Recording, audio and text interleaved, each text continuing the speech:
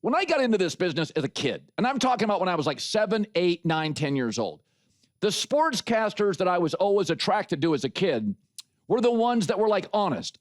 Even at 8, 9, 10 years old, if my team played bad, it was okay for the local sports announcer to say, my team played bad.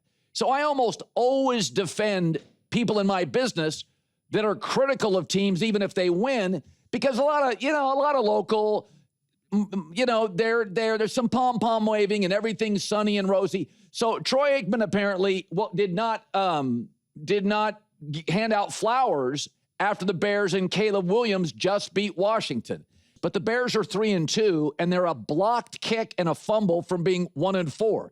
And Caleb Williams, who I loved out of college, is a work in progress. Right now, he remains dead last in the NFL in expected completion percentage. What is that? That's when the game's over, people look at tape. Translation, he should be completing 72% of his throws. He's at 61.5%.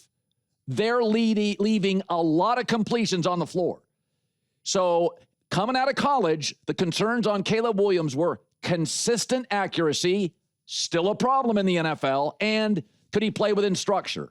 Now, he's getting better at that, but he's still last in the NFL getting the ball out of his hands. He holds the ball too long, and he's not consistently accurate. So year 2 in the NFL with a great offensive young coach, still problems. Remember that video that came out in camp when Caleb Williams, you all told me to downplay it. Oh, media's going overboard. When he had that moment, he's thrown into a net, and he got so upset at himself because he badly missed a throw from 8 feet away. It's a real thing. This was the concern out of college. He's still missing too many throws. This is not subjective. It's objective. It's happening in front of you. All the data tells you this. So if an announcer is willing to say unpopular things, I'm here for it. So, it's just very interesting to me that a team that's 3-2, and for the record, you were watching it, Washington is driving for the win in the cover. And they fumbled it. Bad handoff. So, and even on the Bears winning drive on Monday, Caleb had 1 completion. It was DeAndre Swift's game. We talked about this on Tuesday morning. It was about DeAndre Swift and the offensive line creating massive holes. So if you watch Jaden Daniels and Caleb Williams play on Monday, Jaden was the more accurate quarterback. He's operationally accuracy at this point. He's a little more refined. You kind of know what you're getting with Jaden Daniels if he's healthy. You don't quite know what you're getting with Caleb Williams. Yes, I agree. You're 3-2, celebrated. I said it on Tuesday after the win. I'm like, it's the Bears. They won on the road. They won a close game. You can see the coaching. There's a touchdown difference. Caleb last year, Caleb this year. 18 to 25 points a game. But this idea that everybody's supposed to fall in line, Caleb is still struggling with accuracy. He is missing guys within 12 yards.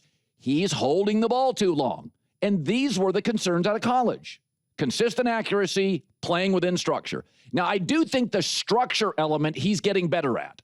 I do think he could run more often than he's running. So I think Caleb deserves credit for that.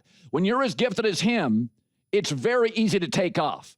Lamar Jackson had to get hit a few times. By year 4, Lamar didn't run as much. Caleb could run for a lot of yards. Caleb's doing a better job to play in structure. I will defend him all day on that. But the accuracy thing, they're leaving some completions out. They're there a lot. Little swing passes. Yeah, he's not a finished product. And that's why a national broadcaster should say, nice win, but there's a lot of work here. Like, I know when I feel an announcer is being overly negative. I've heard that before. But my take on all these national broadcasters, they'd rather be optimistic and they'd rather be positive. I think it's refreshing when any of them can go, that's not good enough. Yeah, they won, but they're leaving a lot on the floor, a lot on the table. I appreciate that. I don't need you to blow smoke. I'm not looking for rainbows and pots of gold. Just give me honesty, right? Like, I'm a grown-up. I remember, again, when I was a kid, when I was 8, 9, 10 years old, I liked Howard Cosell. I liked the local sportscasters that I thought were telling me the truth, not blowing smoke, which I didn't even know what blowing smoke meant then. Maybe my sister smoking behind the house. So just be honest. I'm good with it. I don't need rainbows.